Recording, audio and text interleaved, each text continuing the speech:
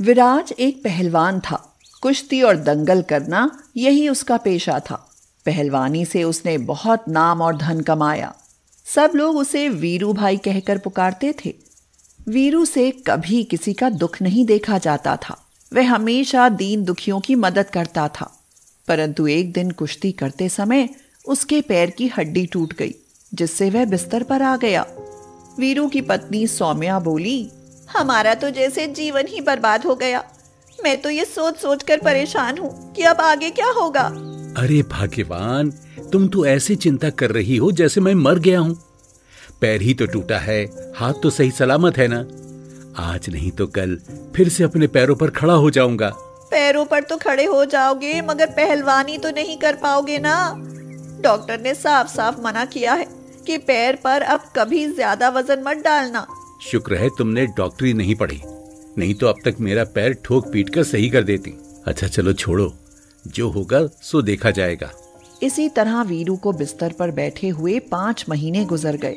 सारे जमा पैसे उसके पैर के इलाज में लग गए। अब उनके सामने पैसों की किल्लत आने लगी। बहुत हुआ जी, अब मेरे घर बैठने से काम न चलेगा। जब तक आपका पैर सही नहीं हो जाता तब तक मैं ही कोई काम कर लेती हूँ। इससे अच्छा होता तो मैं मर गया होता। कम से कम अपनी आंखों से आज ये दिन तो नहीं देखने पड़ते। ऐसा मत बोलो जी। पत्नी को पति की अर्धांगिनी इसीलिए कहा जाता है कि वह पति के सारे दुख और तकलीफें बराबर बांटे।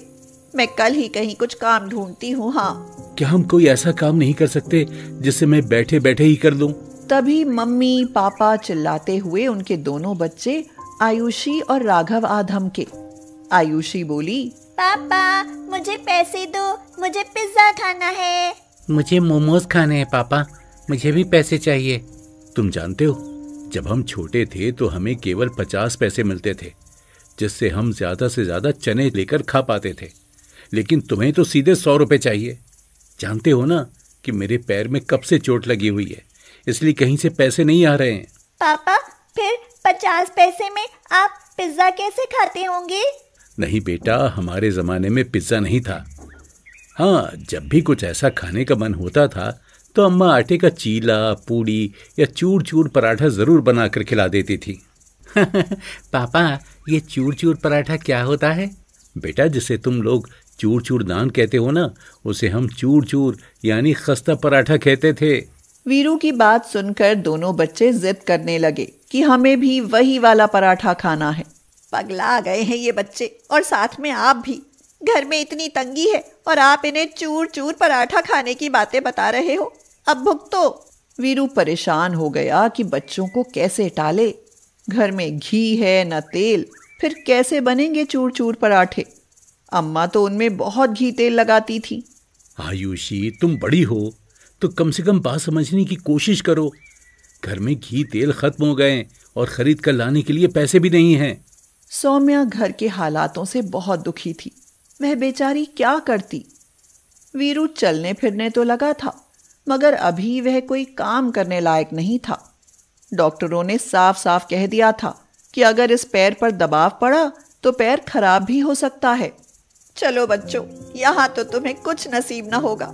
चलो, कुछ दिनों के लिए मैं तुम्हें तुम्हारी नानी के घर लेकर चलती हूँ।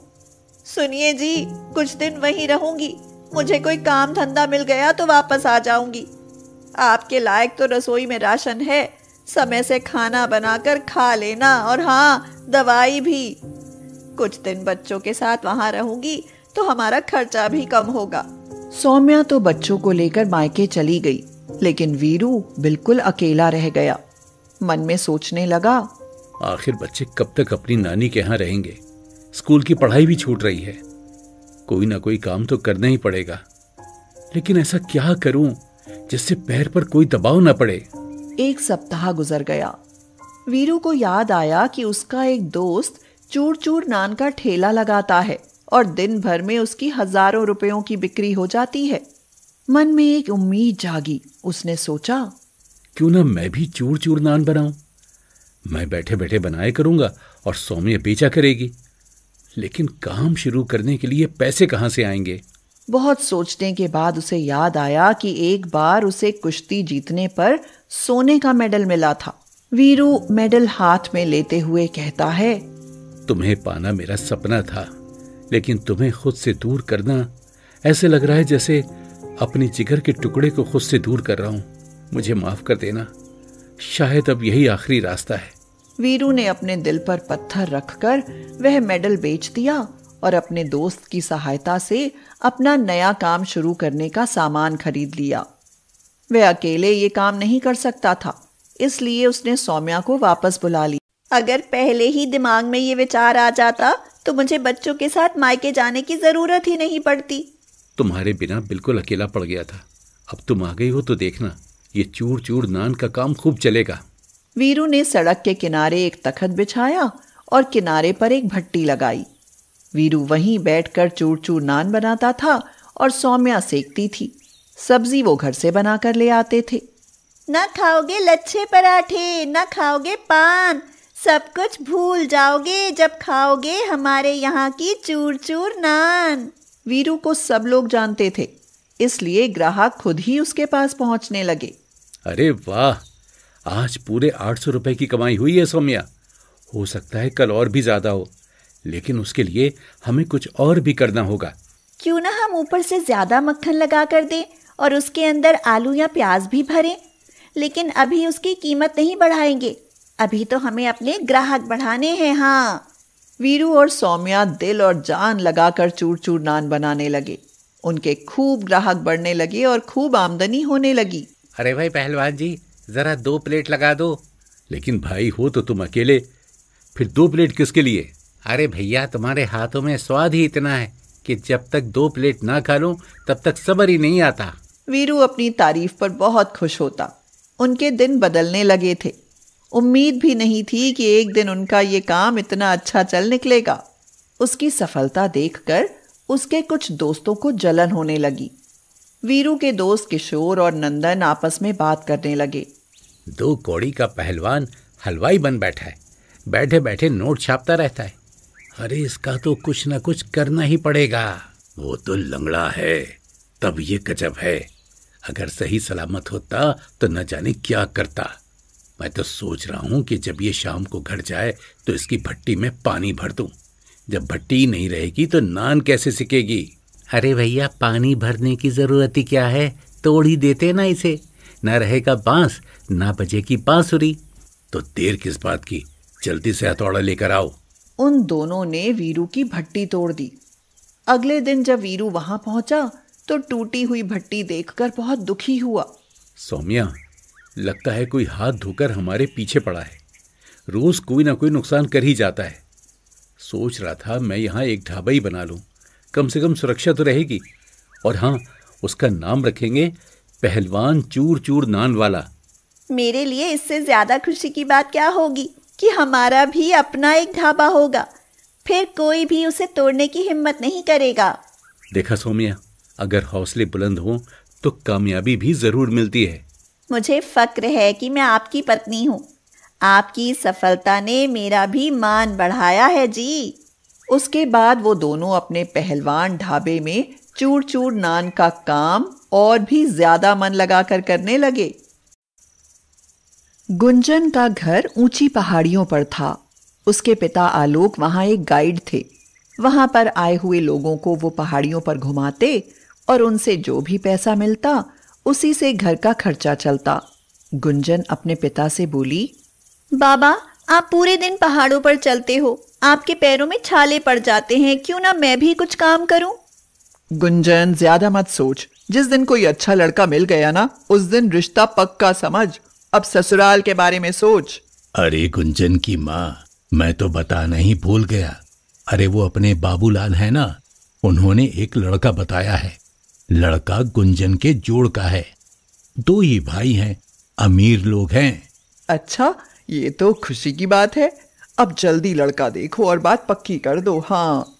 कुछ ही दिनों बाद नैतिक और गुंजन का रिश्ता पक्का हो गया और फिर शादी हो गई। लेकिन नैतिक की माँ सुनीता इस शादी से खुश नहीं थी। अरे सुनीता, बहू क्या लाई है दहेज में? क्या लाएगी? वही 4 बर्तन और 2 जोड़ी कपड़े। अच्छा, तुम्हारी बड़ी बहू तो बड़ा सारा दहेज लेकर आई थी। हाँ, बड़ी बहू मेरी पसंद की थी और ये नैतिक की पसंद है। मेरे पापा अफसर हैं आंटी जी, उसके बाबा की तरह गाइड थोड़े ही हैं। सारी बातें पर्दे के पीछे से सुनती हुई गुंजन रोते हुए नैतिक से बोली, सब कुछ तो दिया है बाबा ने, सिर्फ एक 4 पहिए वाली गाड़ी ही तो नहीं दी। इस शादी में भी उन्हें बाहर से कर्ज लेना पड़ा था। गुंजन, बुरा मत मानना, माँ की आदत ऐसी ही है। बस तुम उनकी सेवा करना और मुझे कुछ नहीं चाहिए। नैतिक की बड़ी भाभी लता खाना लेकर आई थी। उनकी बात सुनकर वह बोली, हाँ देवर जी, अब यही सेवा करेगी, जैसे हम तो कुछ करते ही नहीं हैं। हाँ। भाभी, मैं तो बस गुंजन को समझा रहा था। गुंजन अपने प्यार और सेवा से सबके दिल में जगह बनाने की कोशिश करती रही, लेकिन वह गरीब घर से होने के कारण उन लोगों के दिल में जगह नहीं बना पाई।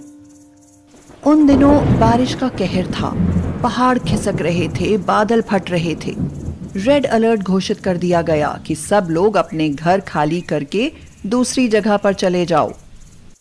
नैतिक का बड़ा भाई प्रतीक बोला, लता, जल्दी सामान समेटो, किसी भी समय कुछ भी हो सकता है। ये माँ और नैतिक क्या कर रहे हैं? अरे उनसे भी कहो जल्दी चलें। उनकी छोड़ो, अपनी सोचो। माँ जी की उम्र तो पूरी हो चुकी है। रही बात नैतिक की, वो कोई बच्चे नहीं है, अपनी वो खुद सोच लेंगे। अभी हमारी सोचो और निकलो यहाँ से जल्दी। सुनीता के कानों में जब उनकी बातें पड़ी तो वह बहुत दुखी हुई। नैतिक, किसी भी समय बादल फट सकते हैं और पहाड़ खिसक सकते हैं। तुम गुंजन को लेकर यहाँ से चले जाओ। वैसे भी बड़ी बहू कह रही थी कि मेरी तो उम्र पूरी हो चुकी है। माँ जी, ये आपने सोच भी कैसे लिया कि हम आपको यहाँ मरने के लिए अकेला छोड़कर चले जाएंगे? हाँ माँ, ये बातें करने का समय नहीं है। अपना जरूरी सामान लो और जल्दी चलो यहाँ से। अगले दिन सुबह पता चला कि जहां उनका घर था वह सारा इलाका पहाड़ खिसकने से नष्ट हो गया। गुंजन ने भगवान के हाथ जोड़े। हे भगवान, आपका लाख लाख शुक्र है कि सबकी जान बच गई। पता नहीं भैया और भाभी कहाँ और कैसे होंगे। कोई जरूरत नहीं है तुझे उनकी फिक्र करने की। वो लोग तो हमें छोड़कर इस तरह भागे जैसे सबसे पहले प्रलय उन्हीं पर आएगी। बेटा, घर के साथ साथ हमारा सब कुछ चला गया। रात तो जैसे तैसे कट गई, लेकिन अब हम कहाँ रहेंगे और क्या करेंगे? माँ, जब तक कहीं कुछ इंतजाम नहीं होता तब तक मेरे घर चलो। माना कि हमारा घर बहुत छोटा है, बाबा गरीब हैं, लेकिन हम लोगों को देखकर उन्हें बहुत खुशी होगी। बेटी, मुझे शर्मिंदा मत करो। पहले ही बहुत गलती किए बैठी हूँ। जो अमीर थी वो तो मुझे छोड़कर चली गई। अगर तुमने भी मुझे वहां अकेला छोड़ दिया होता तो मैं मर ही जाती। माँ, अब कब तक पिछली बातें याद करके दुखी होती रहोगी? बहुत भूख लगी है। नैतिक, चलो पहले कुछ खा लें। माँ, पहाड़ों पर सबसे ज्यादा लोग मैगी ही पसंद करते हैं, तो मैगी ही खाएंगे। गुंजन को भी बहुत पसंद है। क्यों गुंजन? नैतिक और सुनीता मैगी खा रहे थे, लेकिन गुंजन गहरी सोच में बैठी मैगी को देख रही थी। क्या सोच रही हो गुंजन? बस कुछ याद आ गया। शादी से पहले जब मेरा मन कुछ अच्छा खाने का होता था ना, तो मैं मैगी का पराठा बनाकर खाती थी। माँ और बाबा को भी बहुत पसंद था। सोच रही हूँ, वैसे भी अब सब बर्बाद हो गया है, तो क्यों ना मैं मैगी के पराठे बनाकर बेचूं? बाहर से आने वाले लोगों को बहुत पसंद आएगा। क्या तुम कर पाओगी? हाँ, मैं कर लूंगी। बाकी आप और माँ जी हो ना मेरे साथ। तो ठीक है, कुछ दिन हम तुम्हारे घर रहकर ये काम शुरू करते हैं, और जैसे ही ये मैगी पराठे का काम चल पड़ेगा तो हम कहीं और ठिकाना देख लेंगे। गुंजन ने अपने घर में मैगी पराठा बनाकर बेचना शुरू कर दिया, जो लोगों को बहुत पसंद आया। ये क्या मैगी पराठा? भाई, मैगी तो खाई है, लेकिन मैगी पराठा पहली बार सुना है। एक बार खाकर तो देखिए, उंगलियां चाटते रह जाओगे। लाओ तो एक दे दो। अरे वाह, ये बहुत लजीज पराठा है। लाओ भैया, 4 और पैक कर दो। बीवी बच्चे नई चीज खाएंगे तो खुश हो जाएंगे। इसी तरह दिन प्रतिदिन मैगी पराठे के ग्राहक बढ़ते चले गए, यहाँ तक कि अब उनको होम डिलीवरी के लिए भी ऑर्डर आने लगे। नैतिक भी अब होम डिलीवरी करने में व्यस्त रहने लगा। बहू, मैं हमेशा तुम्हें और तुम्हारे माँ बाबा को गलत बोलती थी, लेकिन तुमने हमारी जिंदगी बदल दी। माँ, पुरानी बातों को सोचकर आप क्यों दिल छोटा करती हो?